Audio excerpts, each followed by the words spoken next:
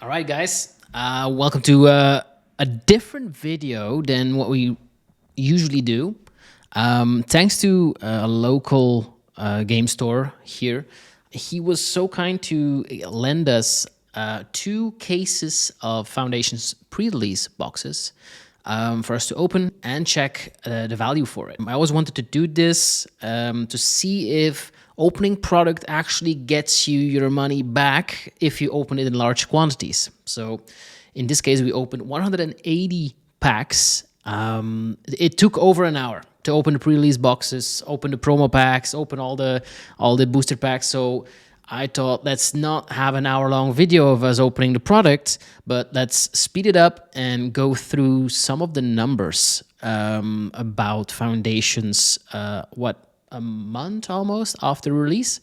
So let's see how that goes. Just to give you some information on how I did this, I went ahead and I use the Mana Box app. I've been using it for a long time to scan every box and show you guys the prices. So I used the same thing for this. But what I did instead was I scanned every single card that we pulled, every single different card, and then I added like the counts. So we had to alphabetically sort everything, yada yada. So we got this file, right? There's a lot of cards in here. Every single card should be there. We might have made a mistake here and there, but you know, in the end, it should be there. Let's start with looking at the let's start looking at the things that happened and didn't happen, right? The first thing you will see is that we did not pull a Bloodthirsty Conqueror after 180 packs. That was very surprising to me. We also didn't pull a doubling season. We only got a doubling season from the Foundation promos. Only one. Twin Flame Tyrant, we were a bit more lucky. We got the regular non-foil art twice, which is not bad.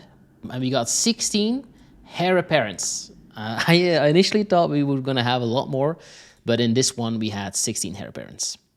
Bolt Weaves, or waves, sorry, we had 9. So these are some good uncommon and commons. Other than that, we had one Sire of the Seven Deaths, which is also quite some value.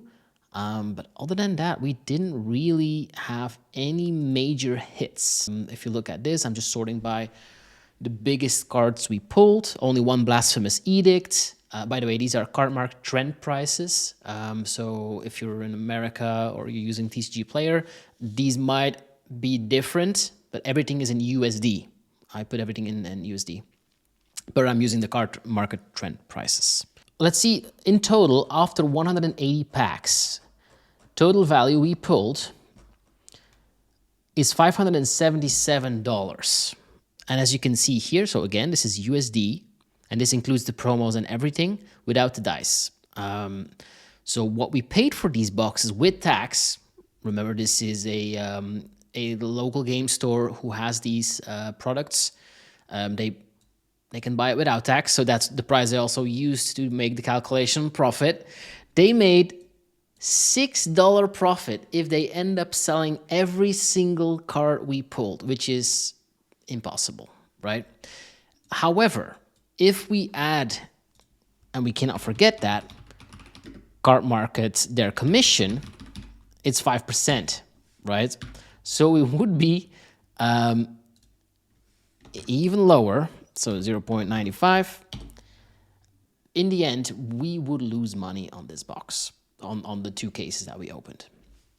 I was kind of surprised. I thought we were going to get a little bit bigger value, like a few more, like, or at least one or more Bloodthirsty Conquerors would have kind of helped us out here, but it didn't. If I'm looking at just the booster packs, so without the promos, it's even worse, right? The promos kind of saved us.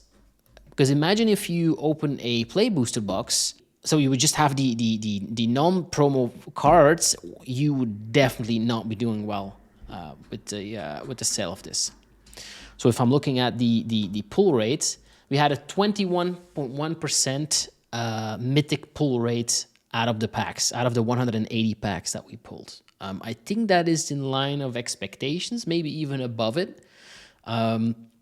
And 193 rares, which also makes sense, almost like one a pack, roughly. So that is looking good. It was a good pull rate. We just didn't get the right mythics. So even with 180 packs opened, you still have to get lucky. I don't think it is worth it to open foundations purely from a I will sell singles and make money perspective. If you enjoy opening product, open it for yourself. There's a lot of playable cards in there. It's a great starter set, but purely from a financial perspective, opening a product like this, I don't think it is interesting. I looked at the Play Booster box that we opened a few weeks back, and looking at the value now, we're at $130 pulled just for the rares and the mythics, and the Heir Apparents and the Bolt Waves. We had $130 pulled. Let's say with everything combined, it would be $150, which is roughly breaking even on that box. But we got lucky. We got a Bloodthirsty Conqueror, we got a Doubling Season, we got Twin Flame Tyrants in there. We were very lucky with our Play Booster box. I've heard from people that they've been pulling like $30, $40 out of a Play Booster box. Yeah, it's a gamble. It always is a gamble. I love opening the products, but for this one, for the pre-release packs that we opened, we didn't get any big hits, so I didn't want to bore you guys with just going through it. You know, we have some silences in there because we're like, come on, man, no Bloodthirsty Conqueror. Shout out to Mondros Magic Corner, who's located in Belgium, but anybody in Europe can buy from them. Thanks for allowing us to open this product for you. You know, let me know in the comments if you like this kind of content, if you like seeing the results of something like this. I would love to hear your thoughts, and it will tell me if I can open another one.